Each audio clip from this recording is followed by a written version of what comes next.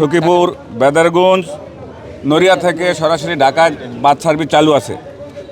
কেবলমাত্র ডামুড্যা ও গোসাইরহাটের bus service বন্ধ রাখছে। আমাদের দাবি যে যদি অন্যান্য উপজেলা থেকে গাড়ি শরীয়ত ঢাকার উদ্দেশ্যে রওনা করে বা যায়, তাহলে আমাদের গোসাইরহাট বন্ধ থাকবে কেন? আপনারা সাংবাদিক ভাইয়েরা, আপনাদের কাছে আমার প্রশ্ন, আপনারা এটা তুলে ধরেন আমাদের গোসাইরহাটের ডামুড্যার লোকজনে কি অপরাধ করছে, এটা আপনারা তুলে ধরেন। প্রশাসনের দৃষ্টি আকর্ষণ করছি, অনতিবিলম্বে যেন আমাদের এই বাস সার্ভিস চালু করা হয়, সরাসরি বাস সার্ভিস চালু করা হয়। আর আমরা চরাঞ্চলের মানুষ, আমরা জনদুর্ভোগ, আমাদের ট্রলারে আসতে হয়, ভ্যানে আসতে হয়, রিক্সায় আসতে হয়, অটোতে আসতে হয়। আইসা আমরা ছেলে মেয়ে নিয়ে আমরা ঢাকার উদ্দেশ্যে রওনা করি। আমাদের অনেকেরই আত্মীয় স্বজন উত্তরাঞ্চলে থাকে, উত্তরাঞ্চলে গাজীপুর, টঙ্গী, আবদুল্লাপুর ওদিকে থাকে। এই বাসে বাচ্চা টাচ্চা নিয়ে, মালামাল নিয়ে আমরা যাইতে পারি খুব শান্তিপূর্ণভাবে। আর যদি আমরা শরীয়তপুর আসি, কয়েকটা পরিবহন আমাদের চেঞ্জ করতে হয়।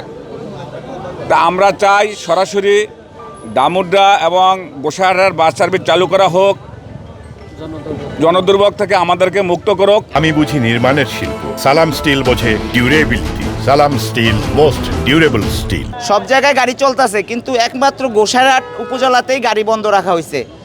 কারণ এখানে ওরা এই গাড়ি চলতে দিবে না।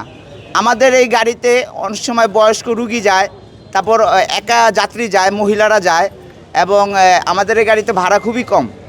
আর এই গাড়িতে গেলে অনেক সুবিধাটা কি, যারা ঢাকার উদ্দেশ্যে যায়, ঠিক আছে, তাদের অন্য কোনো গাড়িতে উঠতে হয় না। একবারে ঢাকা যে উত্তরা পর্যন্ত যায়, যাত্রাবাড়ি হইয়া বাড্ডা-রামপুরা যে নামে, তারা এই গাড়িতে নামতে পারে। গোসাইরহাট থেকে সরাসরি আবদুল্লাপুর, বাড্ডা, এরপরে রামপুরা, এরপরে যাত্রাবাড়ি সমস্ত যায়। এই যাত্রীগুলা এখন ভাঙা যাইতে খুব কষ্ট হইতেছে, মানুষের খুব দুর্ভোগ হইতেছে। যাতে মানুষগুলা সঠিকভাবে যাইতে পারে, সরাসরি বাস যাইতে পারে, জন্য আমাদের প্রাণের দাবি আমাদের গোসাইরহাটের ডাইরেক্ট বাস যেন আমাদের চালু করা হয়।